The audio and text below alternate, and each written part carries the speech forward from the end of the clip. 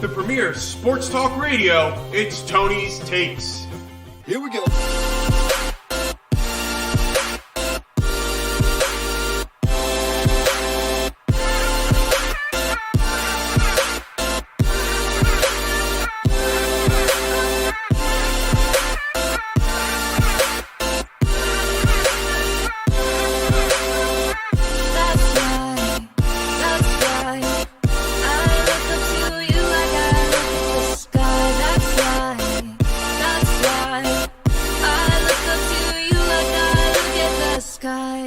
Welcome back to another great episode of Tony's Takes. I know, it's not our usual Thursday show, and I'm sorry if I'm clearing my throat. Still kind of getting used to the colder weather now that we're here in the Northeast. We're getting that.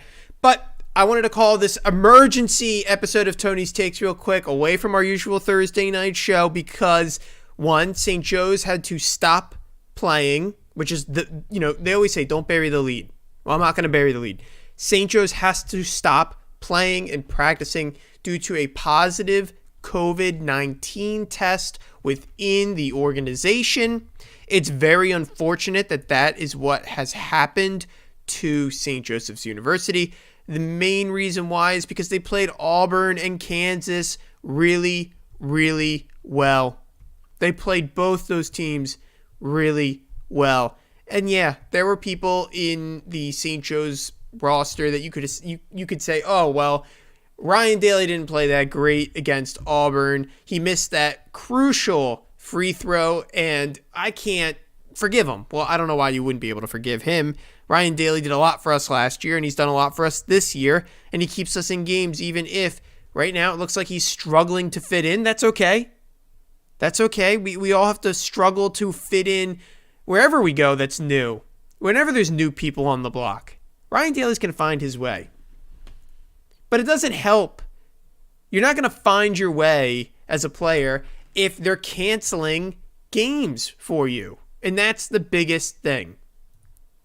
St. Joe's they were supposed to play Seton Hall. Then that got canceled because Seton Hall, we're going to get into that as well. Seton Hall canceled on us because they didn't want to play us. And that was after the great Billy Lang. For those who didn't know, Billy Lang goes and tweets, "I'll play anyone, anytime, anywhere." That I couldn't feel better as a St. Joe's fan when I saw that. That was a great feeling.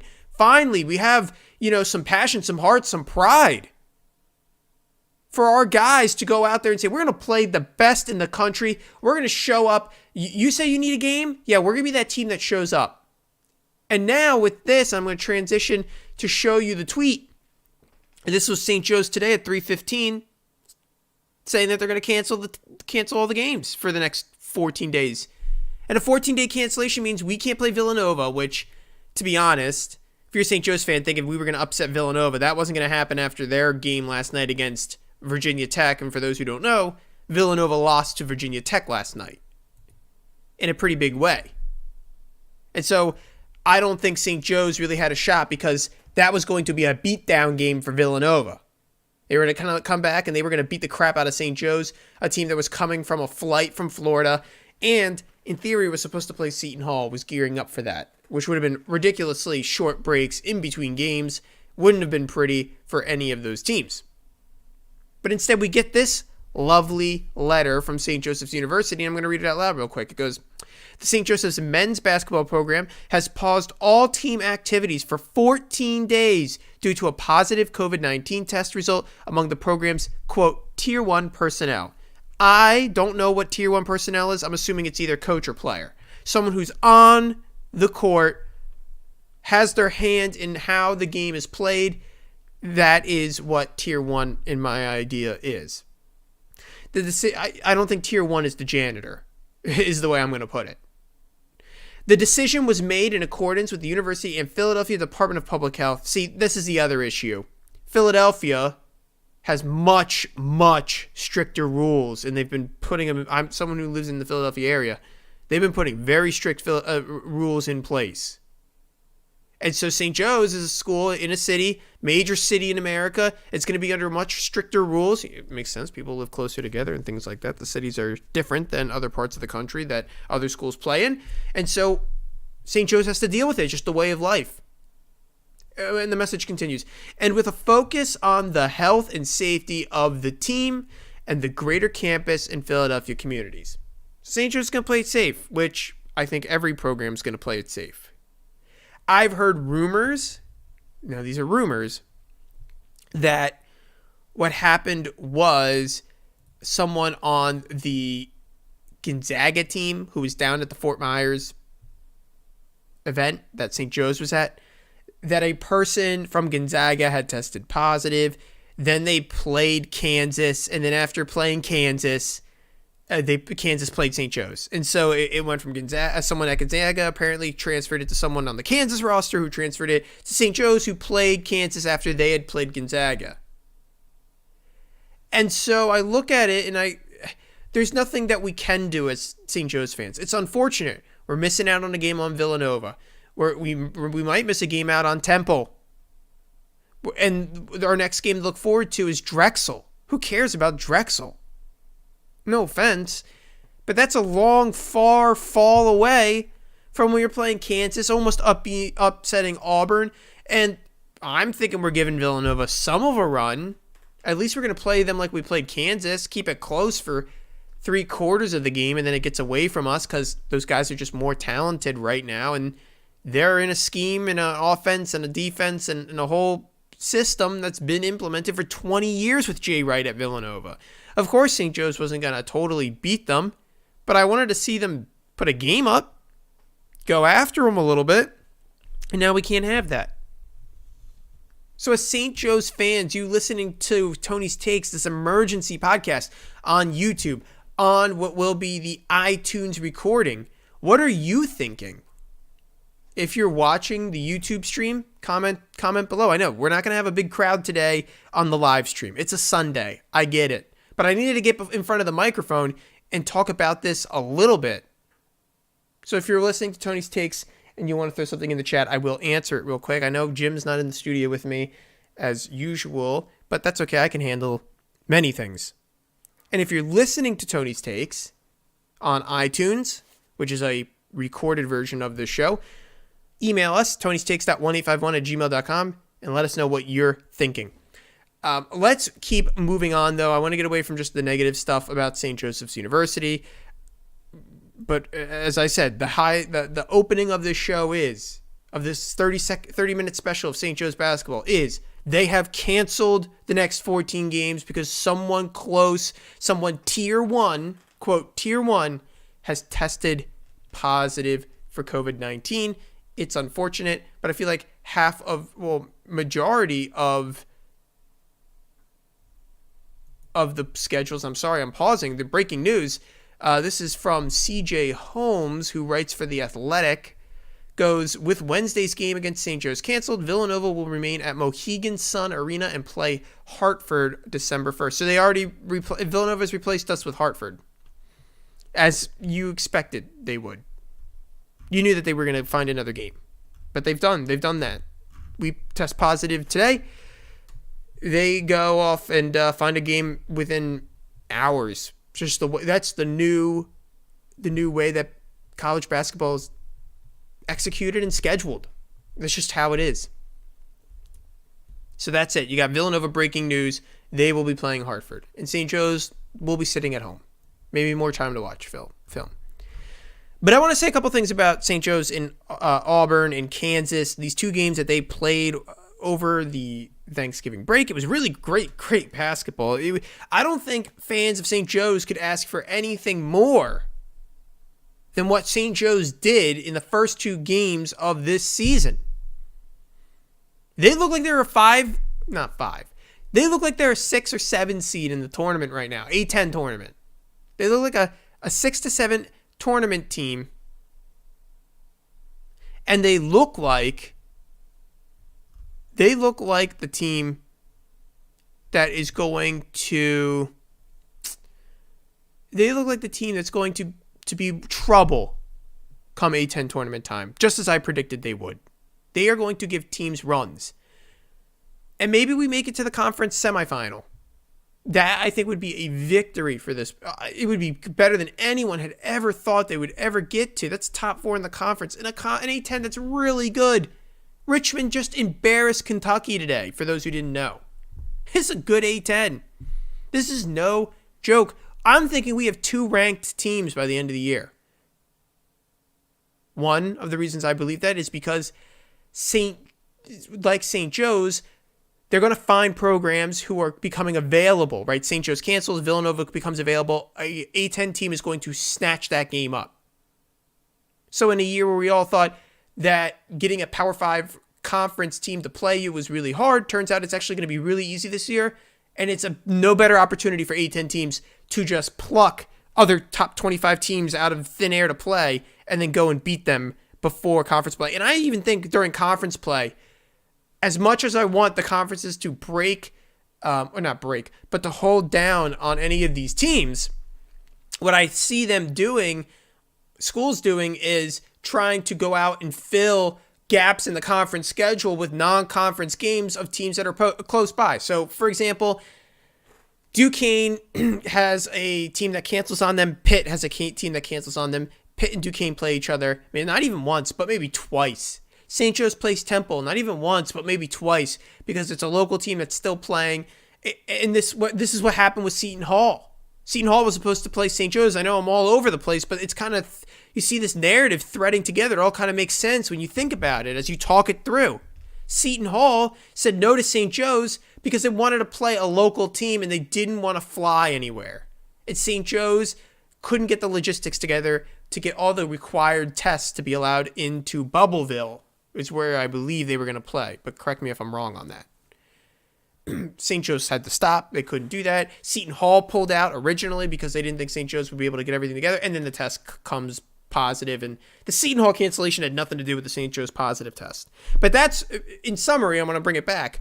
That's where I see teams going. It's, you're going to fill gaps in your, not your just your non-conference schedule, but your conference schedule with local teams from out of your conference.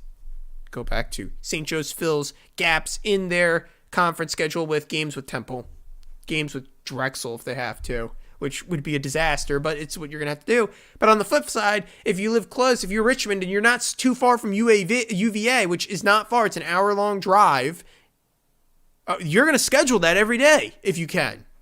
If both schools can't get anything, there's going to be opportunities down the road for many programs to play Big East, American Conference, and I would say, I don't even know if it's Ivy League's not playing this year, but those are ACC teams, Big Ten teams, Maryland.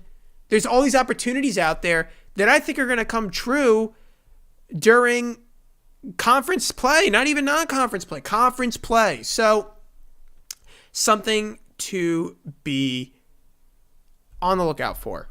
A lot of opportunities out there, and St. Joe's misses on this one because they're sick.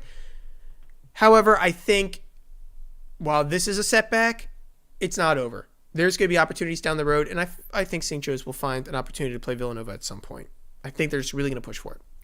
Anyway, and the reason why I say that is because maybe Villanova has an open game. St. Joe's has an open game during conference play in January or February.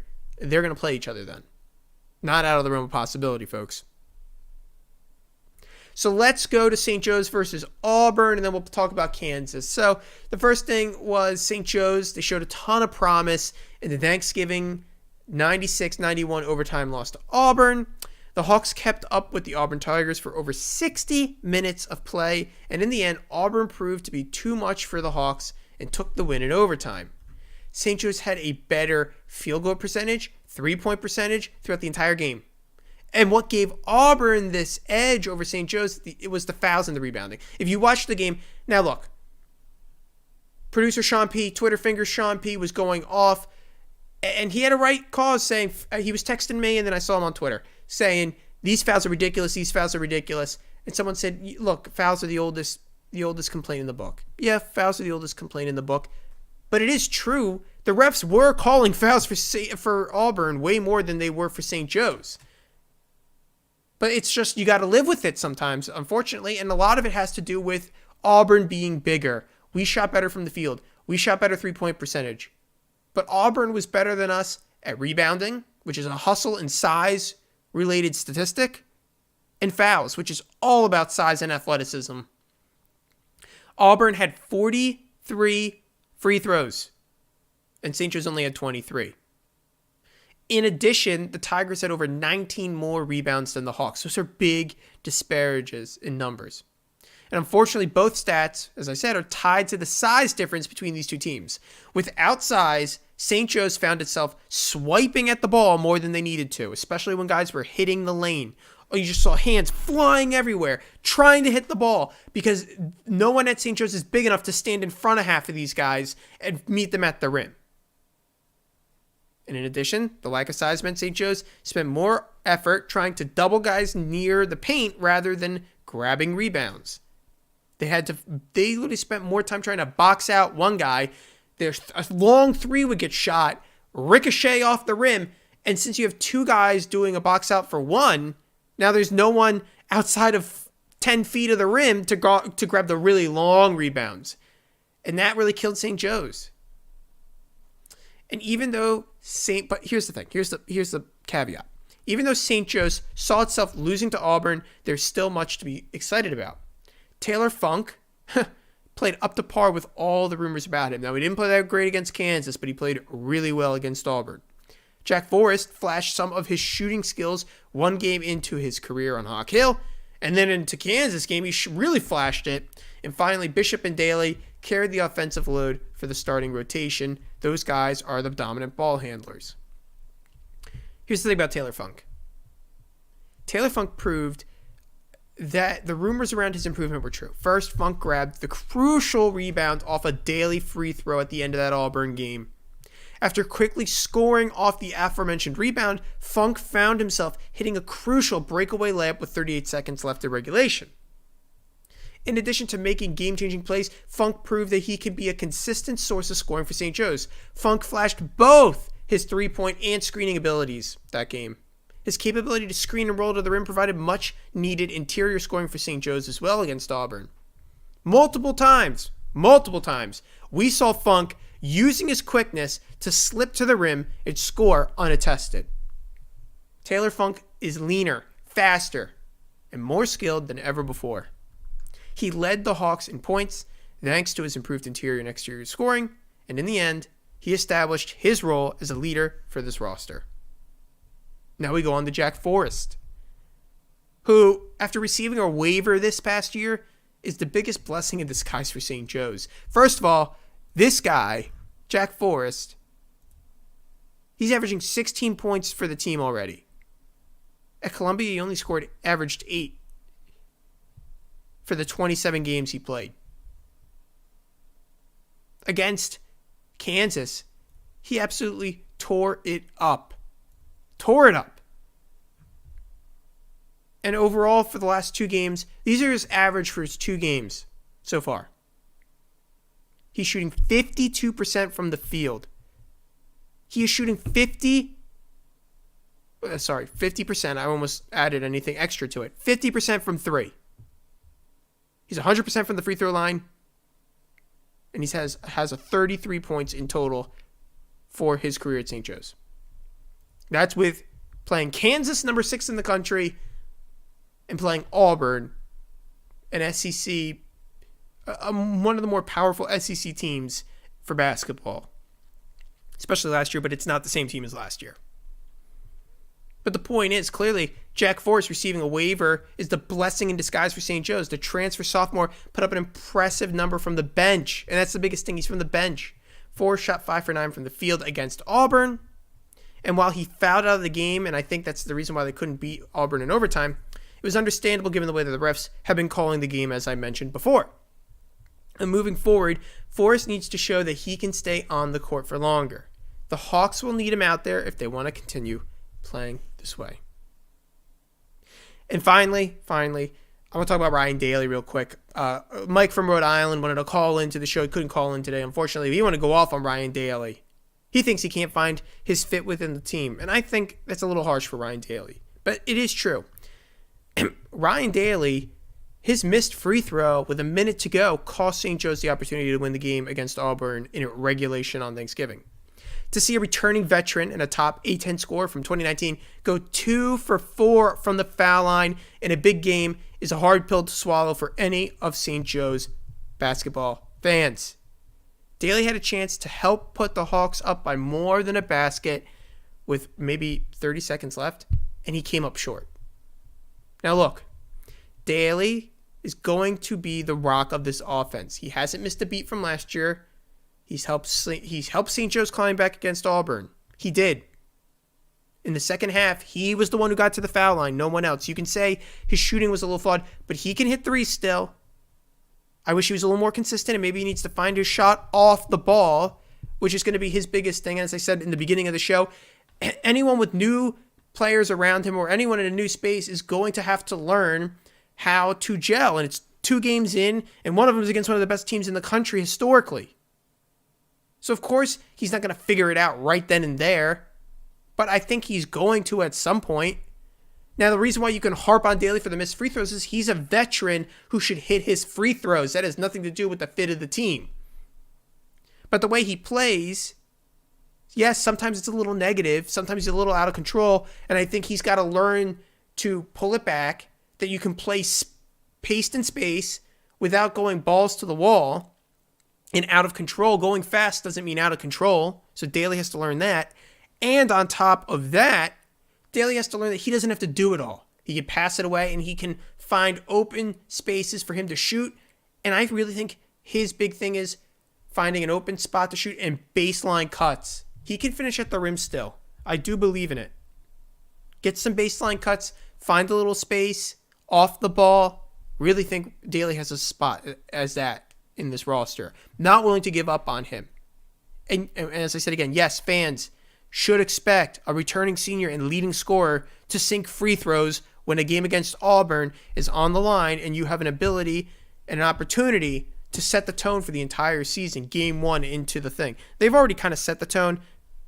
I think it's a little ridiculous for anyone to be upset. We already know that this team's much, much better just from what we saw. But still, getting a win against Auburn sets the tone early. It's nice to be 1-1 rather than 0-2. But I am not willing to hang the loss on someone who plays as hard as Daly did. As I said, he got to the rim when he needed to. Sure, he wasn't perfect. Sure, he played a little out of control. Okay. Name me someone who is perfect. This kid can play still, and I think he's going to find his rhythm. And so, I'm not hanging the loss on him. I can ask and expect him to make free throws when a game is on the line, but I'm not willing to give the entire loss to him. They played better than we ever thought they would. And any clown out there who thinks wins and losses are the only thing that matters needs to reevaluate and understand that this team is playing competitive basketball against big-time programs 2 games into the season with 2 transfers who look absolutely amazing. But they still need to find their rhythm and gel together a little bit. Billy Lang is still a newer coach compared to Bill Self, for example. So yeah, wins and losses are important. But man, you can't watch this team and go, that's the only thing that matters.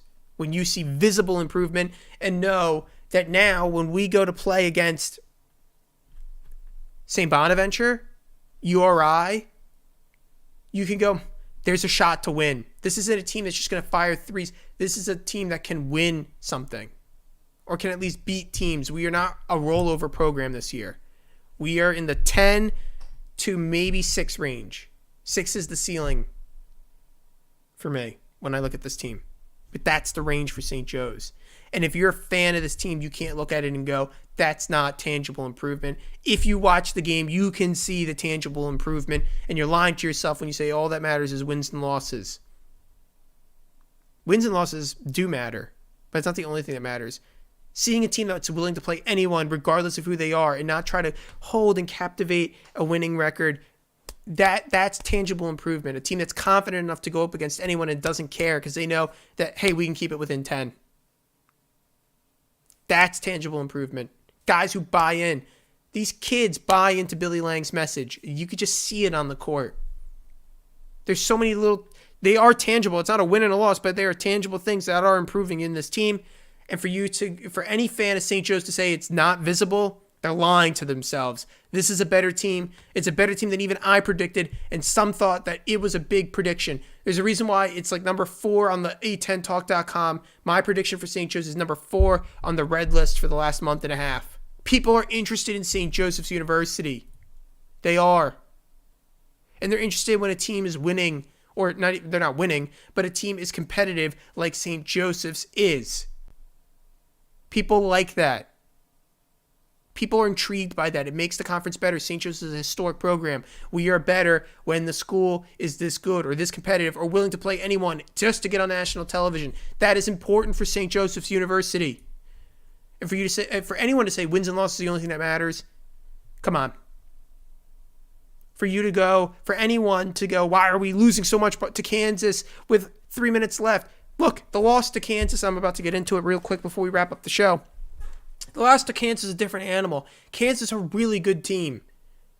And if you watch the Richmond game today, you see the difference in guys who have been seniors who are with the team for long, like Richmond has, who have been in the scheme for 4 years. That's St. Joe's in 2 years. What Richmond is right now can be St. Joe's in 2 years. What we are right now is a team that has to upset whoever we can get our hands on. Play whoever get your hands on. Be known as a team. Hey, they play hard. And they're going to be good in a year and a half. And I want to make sure Kansas is now thinking, in a year and a half, I just saw sophomores and freshmen push my freshmen really hard. I want those guys coming back in 4 years. I want them to come back when they're good so I can beat them and add that to my non-conference schedule. That's what you want. And so let's go to the game at Kansas. I don't want to get too much of a tangent. Game against Kansas. They had been pushed to overtime against Auburn. Overtime. The day before. They didn't get an extra day of break like all the other teams at the Fort Myers tip-off. Excuse me. They didn't get that time.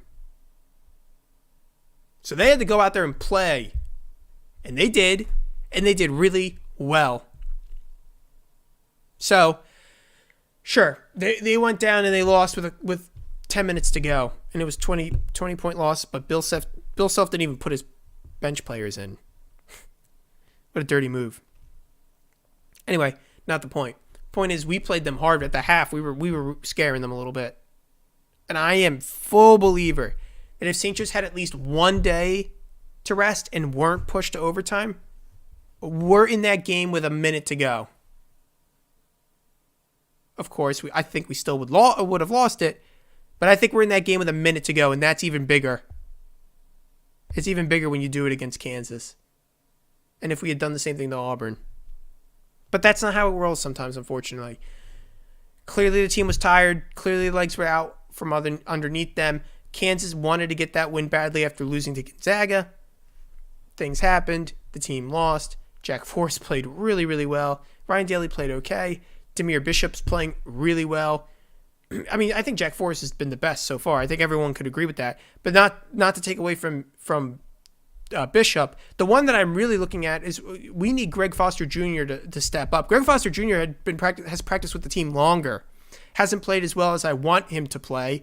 And Demir Bishop, who wasn't supposed to be eligible for the season, got eligible. Jack Forrest, who wasn't supposed to be eligible for the season, got eligibility. Whew, those guys really saved us. So the team's improving faster than we thought. They gave Kansas a run for their money. They were just a little too tired, and that's okay. That's okay. We're playing good teams.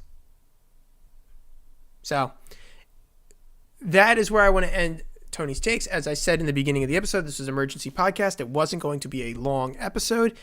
And I really thank everyone for tuning in. If you're listening to this live on YouTube, if you're listening to this recording on YouTube, or you're listening to us on Apple Podcasts as a recording, really do thank you. Please leave a 5-star review on Apple Podcasts. Rate and review. If you write the review, leave a 5-star review, and you write a review, we read the review on the show. That's for Apple Podcast. If you're listening to us on YouTube, please make sure to subscribe and like the video, and also double click the notification bell. That way you get notified every time we go live. Finally, follow us on Twitter, tonystakes.1851@gmail.com. You see it on the ticker at the bottom of your screen, tonystakes.1851@gmail.com. In addition, That's the mailbag. Tony's Takes at 1851@gmail.com is the mailbag. At Tony's_takes is the Twitter account. Follow us there at Tony's_takes. St. Joe's canceled for 14 days. It's unfortunate, but we're going to have to live with it. Fans of St. Joe's basketball, we're going to have to power through. Good thing is, Tony's Takes will be back this Thursday. It's already December. Can't believe it's December. It goes by so quickly. Thursday, December 3rd, we're going to be live right here on YouTube. Make sure you're here for that. It's going to be another great episode, and Jim's going to be in the studio with me, so it should be a really good one. We'll talk St. Joe's again. We'll get Jim's impressions on St. Joseph's basketball. We'll talk the Eagles because they're going to lose to the Seahawks. There's going to be a lot to talk about, and it looks like the Giants are first in the NFC East like I said they would. Funny how that happens. Sometimes it's like I tell the truth. Not that many people listen to the show. Get more people to listen to the show. Tony tells it as it is and can tell you the future. Told you the future with the Giants. Told you St. Joe's was going to be good. Hey. What can I say? Can't tell a lie. Other than that, thanks for tuning into Tony's Takes. It's really been a pleasure, and I thank everyone for listening to today's show. Please see us again Thursday, December 3rd, for the best sports talk show. What was the saying, Gal? For the best show in sports talk radio, it's Tony's Takes. Once again, thanks for listening to this episode. Really do appreciate it, and I look forward to seeing everyone on next week's episode of Tony's Takes right here on YouTube and right here on Apple Podcast. Once again, thanks for listening, and I look forward to seeing everyone this Thursday. Thanks for listening. The premier sports talk radio, it's Tony's Takes. Here we go.